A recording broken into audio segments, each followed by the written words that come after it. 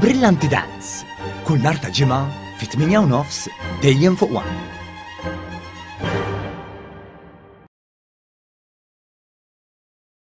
Iċ-ċifri pubblikati t-tnejn mill-Uffiċċju Nazzjonali tal-Istatistika l-NSO juru li s-sena l-oħra l-ekonomija Maltija mhux biss kibret bi kważi 7% meta mqabbel mal-2021, iżda kibret b'rata li hija d-doppju ta' dak fiż-żona tal-Ewro. F'termini ta' flus, dan it-tkabbir fl-ekonomija ta' pajjiżna jammonta għal kważi biljun euro.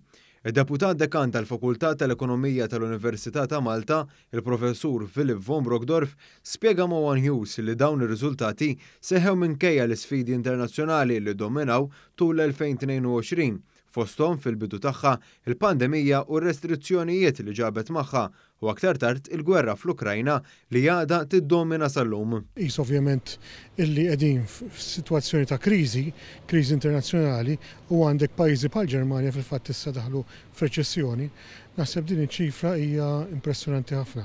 Hija dovuta ovvjament għal diversi fatturi, imma l-iktar fatturi importanti huma t-tkabbir li għandna naraw fis-settur tas-servizzi. L-ekonomista spjega li ż-żieda fis-settur tas-servizzi kienet ikkaratterizzata minn kontribuzzjonijiet b'saħħithom f'numru ta' setturi.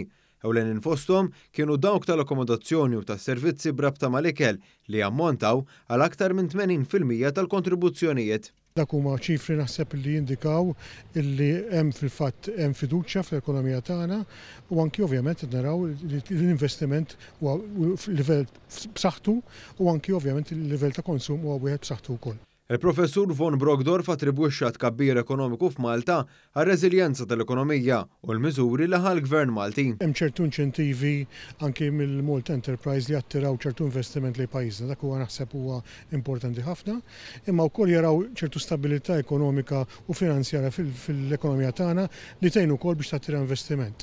Dak huma biex ngħid raġunijiet validissimi ħafna għaliex qed naraw tkabbir daqstant fl-investiment f'pajjiżna.